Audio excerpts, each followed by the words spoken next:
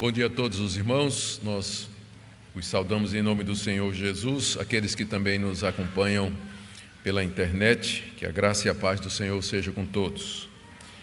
Quero convidá-los a abrir a Escritura no livro do profeta Amós, capítulo 3, e nós vamos ler os versos 1 e 2, dando continuidade a essa série de mensagens no livro do profeta Amós e também nos preparando para a celebração da Ceia do Senhor. Amós, capítulo 3, versos de 1 a 2. Ouvi a palavra do Senhor, ouvi a palavra que o Senhor fala contra vós outros, filhos de Israel, contra toda a família que ele fez subir da terra do Egito, dizendo: de todas as famílias da terra, somente a vós outros vos escolhi, portanto, eu vos punirei por todas as vossas iniquidades. Até aqui a leitura da palavra de Deus, irmãos, oremos mais uma vez. Pai, nós pedimos que o Senhor nos dê compreensão na Tua palavra, particularmente nos fazendo ver o significado delas para nós hoje. Te damos graças pelo privilégio de nos reunirmos como Teu povo escolhido, eleito, e celebrar o sinal da aliança que o Senhor tem conosco, a ceia do Senhor, onde comemoramos, celebramos a morte e a ressurreição do Senhor Jesus em nosso lugar. Nós pedimos ao Pai que Tu uses esses momentos de palavra e ceia para edificar a Tua igreja, para confortar os nossos corações, renovar a nossa fé.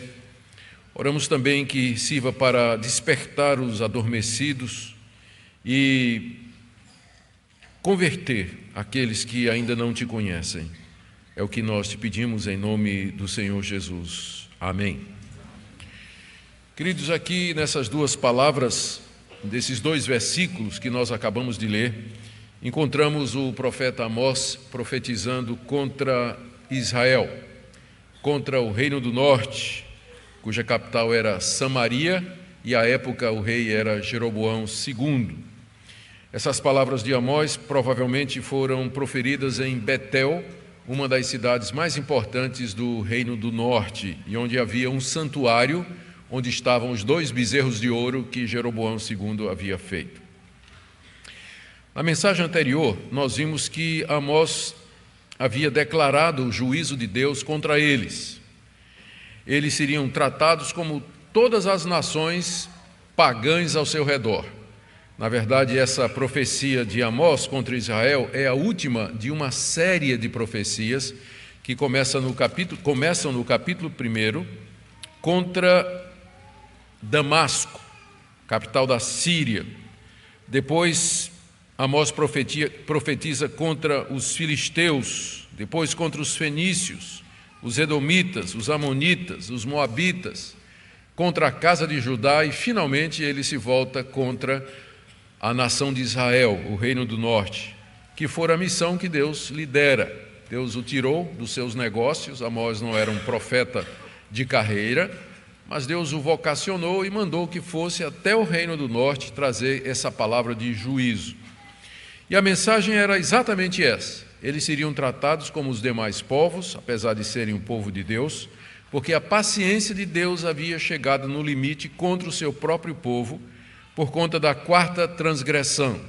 Amós usa, no início da sua profecia contra Israel, a mesma introdução que ele tinha usado contra aquelas nações pagãs. Por 3 ou 4 transgressões, não perdoarei a sua iniquidade. Ou seja, Deus estava dizendo que ele ia agir em juízo, porque o limite da iniquidade daqueles povos havia sido preenchido.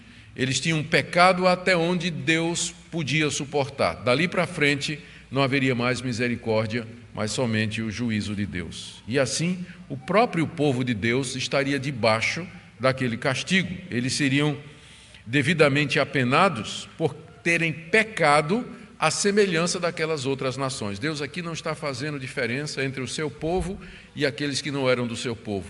Todos estão debaixo do seu juízo.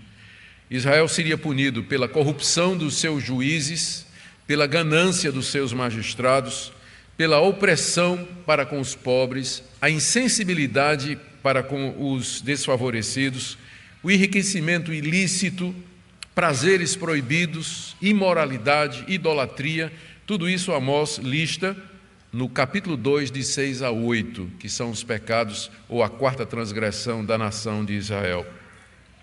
E, diferentemente das outras nações, Israel tinha feito tudo isso apesar dos favores de Deus para com eles, que Amós lista aí no capítulo 2, de 9 a 11. Deus havia destruído os amorreus, que eram os povos, os amorreus eram um dos povos que habitava na terra de Canaã, a terra prometida, era o povo mais forte e mais poderoso, alto como o carvalho, forte como o cedro, ou o contrário, e Deus os destruiu por cima e por baixo para dar a terra deles à nação de Israel. Deus os tirou da escravidão da terra do Egito, deu a terra do amorreu, deu-lhes profetas e nazireus para preservar a sua lei e a sua santidade. Mas o que é que Israel fez? Apesar de todos esses privilégios que a nação tinha experimentado, eles mandaram os profetas calar a boca e corromperam os nazireus, que eram jovens consagrados a uma vida de santidade diante de Deus. Amós então anuncia que Deus vai castigá-los duramente. Está aí do verso 13 ao verso 16. Deus mandaria uma nação poderosa contra eles, que haveria de invadir a terra e traria a derrota completa de Israel. Amós retrata isso aqui como soldados correndo em toda direção. Naquela hora não vale ninguém soltar a mão de ninguém. Todo mundo soltou a mão de todo mundo e salve-se quem puder. Como ele descreve aí do verso 14 até o verso 16. Por isso, e essa mensagem de Amós de que Deus haveria de castigar a nação de Israel, o seu próprio povo, teria soado muito estranho aos israelitas. Alguma coisa estranha aos israelitas em geral e particularmente aos moradores de Betel. Porque os israelitas sabiam que eles eram um povo especial para Deus. Afinal, Deus os tirou lá do Egito, mediante promessas que havia feito aos seus antepassados, Abraão, Isaque e Jacó. Eles sabiam que Deus lhes havia dado aquela terra onde eles estavam agora, conforme promessas. Eles sabiam que Deus os havia escolhido de entre todos os povos da terra para ser o seu povo especial. Eles tinham consciência de que Deus tinha uma aliança com eles. Apesar deles adorarem bezerros de ouro, apesar de adorarem outros deuses, eles continuavam adorando a Deus, naquilo que a gente chama de sincretismo. Eles haviam misturado a adoração de Deus com outros deuses, mas eles não tinham esquecido do Senhor, não tinham parado de adorar a Deus, embora nesse culto estranho e que Deus rejeitava completamente. Ou seja, a nação de Israel estava plenamente consciente dos seus privilégios e do seu status como um povo especial de Deus de entre todos os povos. Portanto, a reação deles diante da mensagem de Amós, de que Deus haveria de tirá-los da terra, de que Deus haveria de castigá-los e tratá-los como as outras nações, a reação deles foi mais ou menos essa. O que é que esse profeta está dizendo? Deus está conosco. Veja aí capítulo 5, verso 14, quando Amós diz assim: buscai o bem e não o mal, para que vivais, e assim, e só assim, o Senhor, o Deus dos exércitos, estará convosco, como dizeis. Eles diziam: o Senhor dos exércitos está conosco. Quem poderá nos tirar dessa terra? Quem poderá nos fazer mal? Nós somos o povo de Deus. Mais adiante, enquanto Amós está profetizando, nós vamos ver essa parte, o sacerdote Amazias, que era o principal sacerdote do culto do bezerro de ouro, ele chega para Amós e diz, estou no capítulo 7, verso 13, verso 12, disse Amazias a Amós: vai-te, ó vidente, foge para a terra de Judá, ali come o teu pão e ali profetiza, mas em Betel, daqui por diante, já não profetizarás, porque é o santuário do rei, é o templo do reino. Você está dizendo que essas coisas serão destruídas? Está vendo esse templo aqui? Ele é o templo do reino, ele é o santuário onde o rei Jeroboão adora. Então, como assim você está dizendo que Deus vai nos destruir? Como assim você está dizendo que Deus vai nos castigar? Ou então, como Amós diz no capítulo 9, verso 10, todos os pecadores do meu povo morrerão à espada, os quais dizem, o mal não nos alcançará, nem nos encontrará. Eu chamo isso de a teologia do Reino do Norte. A teologia do Reino do Norte era essa: nós somos eleitos, nós somos escolhidos, nós somos o povo especial de Deus, portanto, nada nos acontecerá. Nenhum castigo chegará a nós. Nós não seremos destruídos, nós não seremos penalizados, nós não sofreremos o juízo de Deus, porque Ele nos escolheu, Ele tem uma aliança conosco, Ele nos amou e Ele nos predestinou. Por isso, nada de mal vai nos acontecer. Essa é a teologia do Reino do Norte. Vejamos qual a resposta de Amós com a teologia bíblica contra a teologia do Reino do Norte, que são exatamente os 2 versículos iniciais que nós lemos. Depois há uma série de oráculos que Amós vai proferir contra a nação de Israel até o final do livro, como nós veremos. Amós se dirige a eles reconhecendo, sim, os seus privilégios. Veja como ele chama o povo de Israel no verso 1 do texto que nós lemos, do capítulo 3. Ouvi a palavra que o Senhor fala contra vós outros, filhos de Israel. Essa expressão indica um grande privilégio. Eles eram descendentes de Israel, Israel é Jacó, e aqui Jacó representa todos os patriarcas, Abraão, Isaque e Jacó. Eles eram descendentes dos patriarcas, a quem Deus havia feito promessas. Quando Deus chamou Abraão da sua terra, está lá em Gênesis capítulo 12, prometeu abençoá-lo, abençoar a descendência dele, dar-lhes uma terra, e na descendência de Abraão seriam benditas todas as nações da terra.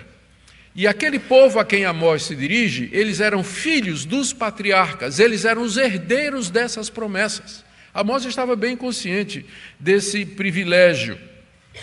Segundo privilégio que Amós reconhece é que Deus, de fato, cumpriu essas promessas que haviam sido feitas. Veja como ele diz aí no final do verso 1. Ele chama os israelitas como a família que Deus fez subir da terra do Egito. A família que Deus fez subir da terra do Egito. Ou seja, eles tinham sido escravos durante 430 anos, eles viveram debaixo do domínio de Faraó, mas Deus os fez subir de lá. A palavra subir indica essa mudança de status. Eles eram escravos, mas Deus os faz subir para serem livres. Eles estavam lá no Egito, mas Deus os faz subir para Canaã. Tudo isso indica a intervenção de Deus em favor do seu povo, a quem ele havia feito promessas na pessoa dos patriarcas. Amós estava perfeitamente consciente de que Deus havia feito aquele povo subir da terra do Egito, que Deus mandou Moisés, que Moisés fez sinais e prodígios, que Deus mandou pragas, que dobrou o coração endurecido de Faraó, que derrotou os deuses do Egito, humilhou toda aquela nação poderosa e fez para si um nome entre todas as nações. Amós não nega isso. Amós está consciente de que Deus, depois de ter tirado aquele povo do Egito, levou-a ao Monte Sinai e ali entrou em aliança com aquele povo, deu a sua lei, deu o seu culto, revelou o seu nome, lhe fez promessas, passou a sua legislação e ensinou de que maneira ele deveria ser adorado, estabelecendo-os depois na terra prometida como um reino, conforme ele já havia dito. Deus cumpriu tudo o que prometeu aos filhos de Israel, é o segundo privilégio. E há um terceiro privilégio que é mencionado aqui e que Amós está perfeitamente consciente, está no verso 2. De todas as famílias da terra, somente a vós outros vos escolhi. Deus não faz acepção de pessoas. Portanto, a sua escolha é soberana e graciosa. Ele não escolheu nenhum povo. Na verdade, quando ele resolveu escolher, ele escolheu somente um. Ele poderia ter escolhido 2 ou 3, mas ele escolheu somente um. E esse povo era exatamente os filhos de Israel. Foram estes que Deus escolheu para serem seus. Amós trata aqui Israel como família. A família de todas as famílias da terra, somente a vós outros os conheci. talvez usando a linguagem de Gênesis capítulo 12, verso 1, quando Deus disse a Abraão: na tua descendência serão benditas todas as famílias da terra. Ecoando estas palavras a Abraão, Deus diz aqui, através de Amós, à nação de Israel: de todas as famílias da terra, somente a vocês eu escolhi. Somente a vocês eu escolhi. O que é que isso significa, meus irmãos? Escolher, na língua hebraica, o verbo que é usado aqui, é o verbo que significa conhecer, conhecer intimamente. Uma tradução correta seria: de todas as famílias da terra, somente a vocês eu conheci. É conhecer no sentido de ter um relacionamento íntimo, de ter uma relação especial, de manter uma aliança, fazer um pacto. É nesse sentido que o verbo conhecer é usado, que é, já na língua grega, a mesma coisa que Paulo faz naquela passagem bem conhecida de Romanos, capítulo 8, quando ele diz assim: os que de antemão conheceu, também os predestinou. Os que de antemão conheceu, também predestinou. Às vezes as pessoas acham que esse conhecer assim é Deus olhar no túnel do tempo e ver lá na frente quem vai se converter, e aí ele predestina com base no conhecimento que ele tem de que aquela pessoa um dia haverá de tomar uma decisão. É ignorar o significado do verbo, tanto no grego como no hebraico. Conhecer aqui não significa olhar o futuro e ver o futuro, mas ter uma relação íntima, significa amar, significa trazer para junto de si, consequentemente, escolher ou predestinar. É nesse sentido que o verbo é usado quando Amós diz, tanto é que a nossa tradução traduziu corretamente o verbo conhecer como escolher. De todas as famílias da terra, Deus disse a Israel: somente a vocês eu conheci. Conheci como filhos meus, conheci como povo meu, como povo eleito, povo com quem eu tenho uma aliança e um pacto. E foi com vocês somente, mais nenhum povo. 6 povos foram mencionados aqui antes de Amós trazer esse oráculo. Mas Deus não conheceu nenhum deles, Deus não escolheu nenhum deles, Deus não tinha feito aliança com nenhum deles, não fez com os moabitas, com os filisteus, com os sírios, com os egípcios, os mesopotâmios, os assírios, com nenhum daqueles grandes povos que havia. Deus escolheu a nação de Israel e somente a nação de Israel. E fez isso de maneira soberana. 600 anos antes de Amós, Moisés, na entrada da terra prometida, no livro de Deuteronômio, disse o seguinte à nação de Israel, Deuteronômio 7:7: não vos teve o Senhor afeição, nem vos escolheu, porque fosseis mais numerosos do que qualquer povo, pois éreis o menor de todos os povos. Mas porque o Senhor vos amava, e para guardar o juramento que fizera a vossos pais, o Senhor vos tirou com mão poderosa e vos resgatou da casa da servidão, do poder de Faraó, rei do Egito. Já Moisés havia declarado que Deus tinha escolhido Israel não pelo mérito de Israel, porque ele era uma nação grande e poderosa, uma nação de gente obediente, porque na verdade eles eram o menor de todos os povos, mas porque Deus os amou. Por isso Deus os escolheu. A eleição é baseada no amor soberano e livre de Deus e não em qualquer critério ou condição que haja na criatura, em seres humanos, mas somente na vontade soberana e graciosa de Deus. Então, Amós começa reconhecendo esses privilégios. Sim, vocês são filhos de Israel, filhos dos patriarcas. Sim, Deus tirou vocês da terra do Egito e colocou vocês nesta terra. Sim, Deus escolheu vocês de entre todos os povos da terra e mais nenhum outro povo, para ser povo dele e para ser povo da sua aliança. Os israelitas até aqui teriam concordado perfeitamente, só que agora Amós tira uma conclusão completamente inesperada. Ele tira uma conclusão totalmente inesperada, porque na cabeça dos israelitas, esses privilégios significavam tratamento diferenciado de outros povos, favores especiais que outros povos não teriam, fórum privilegiado, no caso de pecado, e proteção e vitória sobre os outros povos. Para os israelitas, esses privilégios indicavam isso. Contudo, para Amós, a nação de Israel havia esquecido a consequência principal da eleição, ou seja, como povo eleito de Deus, Israel teria que se comportar e viver de acordo com a vontade desse Deus que os havia escolhido e os havia chamado. Ou seja, a eleição de Israel determinava a conduta deles. É isso que Amós está dizendo aqui. Eu escolhi vocês, portanto, eu vou castigar vocês. Os israelitas, mas não faz sentido, Amós, isso é contraditório. Se Deus nos escolheu, Ele devia nos privilegiar. Não, diz Amós, eu escolhi vocês, por isso eu tenho de castigar vocês. Por isso eu tenho de castigar vocês, exatamente porque vocês são eleitos, porque vocês são predestinados, porque vocês foram escolhidos para ser o meu povo. A eleição determina a ética, a conduta do povo de Deus. Exatamente como Moisés tinha dito no mesmo discurso, 600 anos antes, um pouco mais adiante, Moisés volta a dizer, e vejam, tão somente o Senhor se afeiçoou a teus pais para os amar, a vós outros, descendentes deles, escolheu de entre todos os povos como hoje se vê. Circuncidai, portanto, o vosso coração, e não endureçais a vossa cerviz. Moisés já tinha dito isso. Deus escolheu somente vocês, portanto, circuncidem o coração de vocês. Não endureçam o coração de vocês. A eleição traz ou determina a conduta do povo de Deus e os termos nos quais Deus vai lidar com ele. É assim que Amós introduz essa consequência aí no verso 2.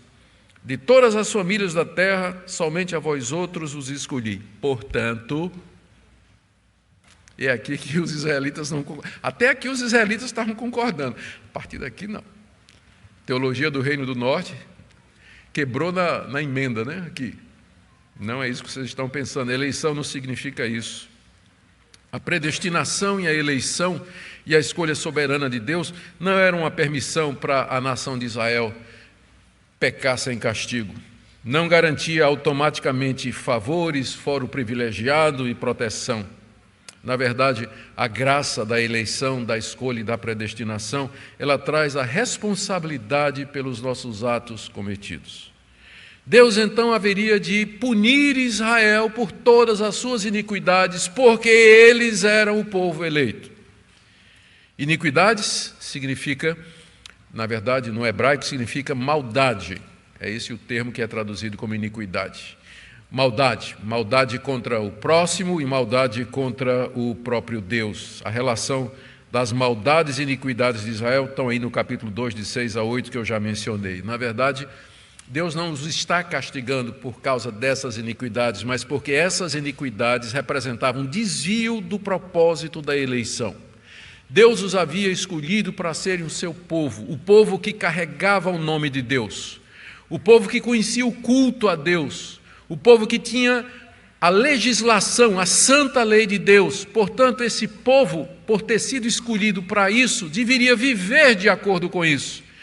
Os pecados eram decorrência deles terem se desviado desse propósito, de terem mal compreendido ou mal interpretado ou distorcido o propósito pelo qual Deus os predestinou. Deus os escolheu não para tratá-los diferenciadamente dos outros povos, mas para que eles carregassem o nome de Deus, a santidade de Deus diante de todo o mundo. Por isso Deus haveria de punir. Eu vos punirei por todas as vossas iniquidades. Punir, literalmente no hebraico, é visitar, mas não é visitar para tomar um cafezinho, é quando a justiça vem visitar o bandido, não é? Para puni-lo e para castigá-lo. O termo que é usado é esse aí, a chegada dos oficiais da justiça, dos representantes da lei, armados e preparados para julgar e punir o mal. É isso que Deus está dizendo. Eu visitarei vocês por causa das suas iniquidades. Só que ninguém quer essa visita. Quando a gente quer que Deus nos visite com as mãos cheias de bênçãos, né? Mas com o cacetete na mão ninguém quer. Mas é o que ele está dizendo aqui. Eu vos visitarei em juízo por conta de todas as suas iniquidades. Queridos, que ironia.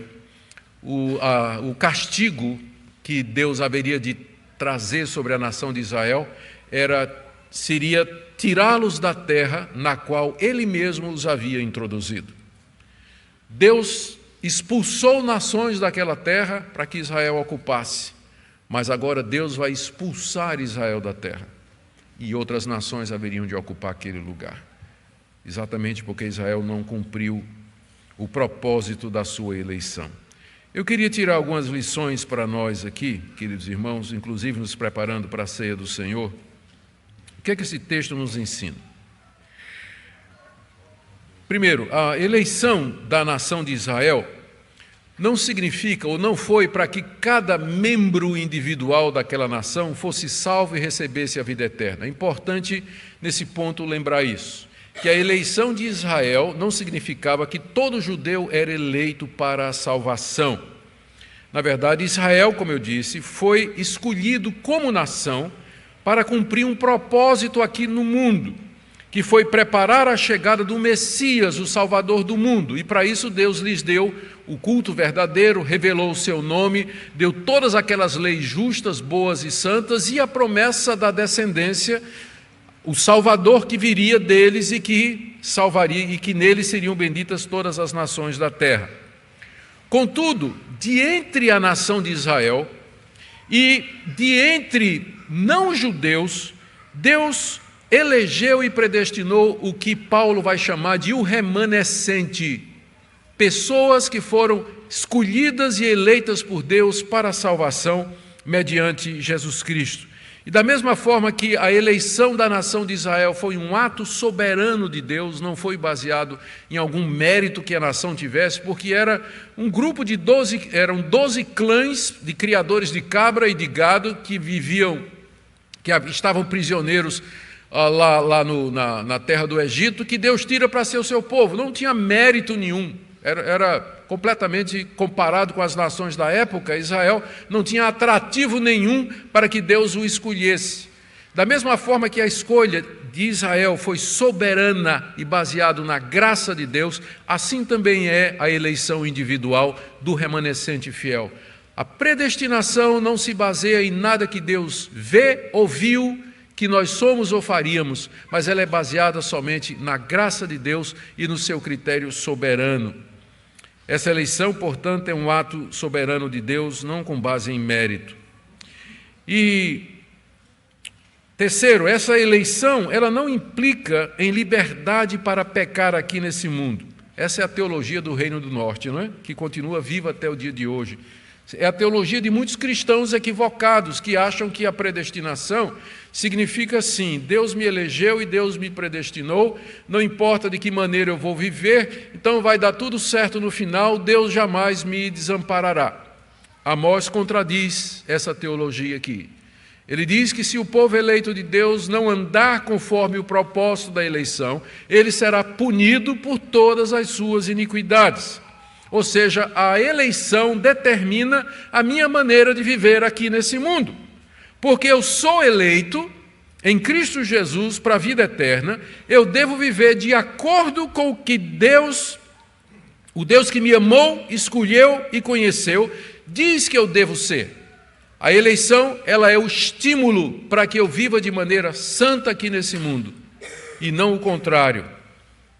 Quarto, Deus pune e castiga seus eleitos aqui nesse mundo quando eles se desviam do propósito da eleição. Ele castigou duramente a nação de Israel, embora não os tivesse destruído. Da mesma forma, Deus castiga, pune e disciplina os seus filhos aqui nesse mundo quando eles se desviam do propósito da eleição. Então, não pense, às vezes a gente sabe como funciona isso. Deus, meu casamento está uma droga. Meu casamento é uma droga. E apareceu essa mulher. Eu prefiro ser amado do que casado. Não é? Então o Senhor compreende, não é? Eu tenho o direito de ser feliz, Deus. Então o Senhor vai entender se eu tiver um caso com essa mulher.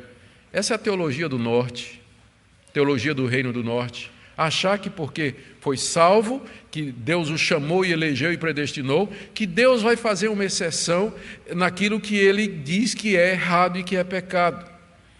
Deus, tu sabes a minha situação, não é? Eu quero casar com meu namorado, Deus, tu sabes que nós queremos casar, mas nós não temos dinheiro ainda, Deus, e está demorando muito, então a gente está tendo relações, não é? O Senhor sabe, mas é só porque a gente não pode casar ainda, mas a gente está transando, a gente está indo para motel, ou está tendo relações, mas o Senhor entende, não é, Deus? Não, eu não entendo, não. Essa é a teologia do Reino do Norte, que acha que o cristianismo, ou o fato de sermos eleitos e salvos, nos garante algum tipo de favor especial se a gente viver da mesma forma que o mundo vive. Não garante, não. É isso que Amós está dizendo. Eu vos escolhi, portanto eu vos punirei. A eleição, na verdade, ela traz esse perigo de que você pode experimentar o juízo de Deus aqui nesse mundo por conta dos seus pecados. A quinta lição, e eu acho ela apropriada aqui, é que é bom dizer isso, que a eleição ela não anula a responsabilidade do homem. Deus elegeu Israel soberanamente, contudo castigou-os por seus pecados. E a mesma coisa ensina o restante da Bíblia com relação à eleição individual. O fato de que Deus é soberano não anula a minha responsabilidade, eu vou responder pelos meus atos. Que Deus é soberano, que Ele guia e controla o universo, que nada acontece sem ser a sua vontade, isso a Bíblia afirma claramente. Paralelamente, a mesma Bíblia declara que isso de forma alguma me isenta da responsabilidade moral das minhas escolhas. Como nós vemos aqui, está muito claro. A soberania de Deus e a responsabilidade humana, elas andam juntas. Tem gente que quer anular a soberania de Deus em nome da responsabilidade e tem gente que quer anular a responsabilidade em nome da soberania. Nós não podemos nem anular um nem outro, as duas coisas andam juntas. O fato de que Deus nos escolheu não quer dizer que eu agora não tenho mais responsabilidade pelos meus atos. A última coisa que eu queria dizer, o que a eleição garante aqui não é fórum privilegiado, mas é que eu não serei eternamente condenado pelos meus pecados. Deus me elegeu em Cristo Jesus, não para passar a mão sobre os meus pecados e não levá-los em conta, mas para que eu não fosse destruído eternamente pelas consequências do meu pecado. E isso só é possível porque o Filho de Deus, o descendente de Abraão, o Filho de Israel, o herdeiro das promessas, ele suportou a cruz por meus pecados. E na cruz ele experimentou a ira de Deus, a punição das minhas iniquidades. Por isso, Deus aqui nesse mundo me pune pelos meus pecados, não como juízo, mas como disciplina, como corretivo para o meu bem, para que eu cresça, para que eu retorne ao propósito da eleição, para que eu viva de fato como filho de Deus. Isso só é possível por conta da aliança que Deus tem conosco, que é baseada no sangue derramado de Cristo e no seu corpo que foi quebrado por nós. Quando celebramos a ceia do Senhor, nós nos lembramos disso. Nós olhamos para a ceia, vamos participar dela e nós estaremos pensando assim: Deus me elegeu para que eu fosse salvo, mas isso só é possível porque Jesus Cristo foi punido pelas minhas transgressões. Cumprindo Amós capítulo 3, verso 2, eu vos escolhi, por isso vos punirei. Ele é o nosso representante que leva sobre si a nossa punição eterna, de maneira que nós, depois de vivermos aqui nesse mundo, poderemos receber a vida eterna e viver com Deus para todo sempre. E aqui eu termino com a palavra de aplicação, primeiro, para aqueles que estão aqui nessa manhã, que me ouvem pela internet e que se sentem seguros e tranquilos com relação a Deus, mesmo vivendo uma vida em pecado. O pecado é anestesia. O pecado traz uma falsa sensação de paz e de segurança. Eu espero que essa palavra de Amós tire você da sua falsa segurança e da sua falsa confiança. Você não pode ter certeza de absolutamente nada se você está vivendo uma vida em pecado e longe de Deus. A única certeza que você pode ter é que a mão de Deus haverá de vir sobre você. Então não se deixe enganar por essa sensação de segurança e tranquilidade se a sua vida não representa o propósito da eleição e da predestinação, que é uma vida santa, como disse o apóstolo Paulo, que Deus nos escolheu para sermos santos e irrepreensíveis perante Ele, Efésios capítulo 1. A segunda palavra é para aqueles que estão aqui, nessa manhã, me ouvem, e que têm dificuldade em aceitar a doutrina bíblica da eleição e da predestinação, com medo de que ela pode abrir a porta para viver uma vida em pecado. Eu sei que tem muita gente que tem essa dificuldade. Pastor, se eu acreditar que eu sou eleito, eu vou baixar a guarda, eu vou querer viver de qualquer maneira. Não vai, não. É ao contrário. A doutrina da eleição, ela é a grande motivação para você viver uma vida santa. E se uma pessoa usa a doutrina da predestinação como base para viver uma vida de pecado, que é a teologia do Reino do Norte, é uma teologia completamente furada, não é bíblica, é humana, é uma distorção da palavra de Deus. Na verdade, a eleição e a consciência da eleição, ela é um grande estímulo para vivermos uma vida santa aqui diante de Deus, porque nós dizemos, o Senhor me escolheu, eu não tendo merecido nada, a única coisa que eu mereço é a condenação eterna, o inferno eterno, e o Senhor, na sua graça, me escolheu de entre todas as famílias da terra para ser parte do teu povo, fazer parte do teu povo. Eu só tenho uma maneira de viver aqui nesse mundo, ó Deus, que é te agradando, fazendo a tua vontade. Que nessa manhã, Deus, pelo seu Espírito Santo, amados, nos convença disso, nos console com isso e nos tire da falsa segurança, da confiança carnal que nós temos às vezes e que nos livre de uma vida hipócrita, vivendo em pecado e longe dos caminhos de Deus, ao mesmo tempo que trazemos o nome de Deus em nossos lábios. Oremos. Ao nos aproximarmos da ceia do Senhor, agora, ó nosso Deus, santifica-nos e purifica-nos pela Tua palavra, para que nós entendamos o seu significado, a sua profundidade, como base da aliança e da eleição e predestinação. E que nós nos sintamos revigorados e firmes no nosso propósito de viver vidas santas para a Tua glória. É o que pedimos em nome de Jesus. Amém.